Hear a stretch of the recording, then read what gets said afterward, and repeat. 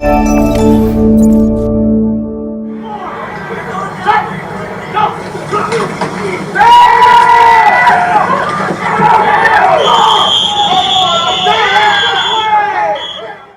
Stevens here, a dream come true. I always wanted to get into the Hall of Fame, and here I am. And Kimberly Bowden joins me. And Kimberly, what is it like to be the curator of a place that has so much majesty and magic as far as the history of the college football world? Well, it's an incredible privilege, and I'm actually not the curator. We actually have two full-time historian and curators on site that catalog all of our artifacts and just keep track and make sure we're collecting things as we go to celebrate and preserve the game. I have the wonderful privilege of getting to market this place and help sell this place for events and for groups and just for folks who want to come in. So, for the people that don't know about this wonderful museum, what are like one or two of the greatest little pieces of college football history that you guys have that people wouldn't know about? Okay, so two of my favorite artifacts in the building. One is the MacArthur Bowl, and that has been given to every national champion team since 1959. And it was commissioned for General Douglas MacArthur, and so it's made in his honor by Tiffany. So it's 400 ounces of Tiffany silver. It is unbelievably gorgeous, unbelievably priceless, and it's up on the third floor. What is it like when you see the players that either have played or been inducted, the emotion when they come through here and see themselves for the first time in here? Okay, now that is truly one of the special moments that I get to see. We have each class inducted into the Hall of Fame in December in New York in a very awesome black tie ceremony.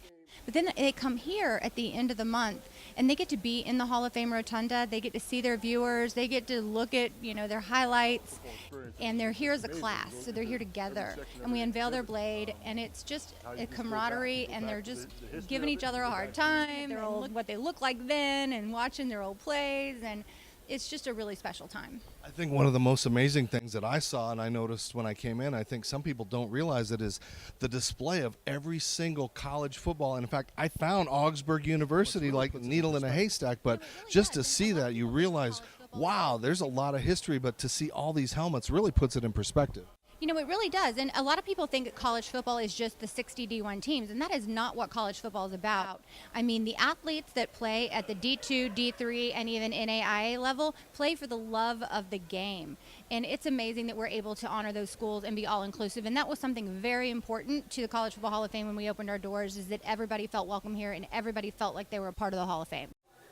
Not only did I find Augsburg University's helmet downstairs, but the best part, Coach Gallardi, the all-time winningest coach in the history of college football, who just recently passed away, is also enshrined here in the College Football Hall of Fame. And I stumbled on this little gem, the original Paul Bunyan Trophy, awarded to the winner of the Wisconsin-Minnesota game, which Minnesota won this year for the first time in a long, long time. And for you band geeks out there, this is an actual trombone from the Stanford Cal game in 1982. Oh, the band is out on the field. He's going to go into the end zone. He's going into the end zone. The Bears have won. Final question, how do you get all this stuff? Where does it come from, and do you loan it? Where do you keep these things? How does it keep processing? I know you like to change things up and give people a chance to see new things. How do you maintain all that? So again, we have two full-time historians and curators that are reaching out as things happen in current, modern day, as what we consider milestone moments happen. We reach out and we gather artifacts. So Heisman Trophy winners, national championship teams, all of that. We're constantly reaching out to those schools and those sports information directors and gathering artifacts there. We also get a lot from donations. Somebody has passed away or somebody's cleaning out their attic and they find all this incredible historical memorabilia, and they do think of us and they donate it to us, which is wonderful. We have about 15% of our archive on display at any given time. We will do a whole area on Black History Month starting this month as well. And then we have an archive about in an off-site secret location, and that's where about, again, 80% of the stuff lives. I know, top secret, shh. All right, well, it's an amazing amazing experience. There's so much to see here. I'm going to have to come back a second time just to take in everything as a fan. Thanks for your time today, and really, you got to come here to Atlanta. Make it one of your stops. It's the College Football Hall of Fame. It's amazing to be here. Back to you guys.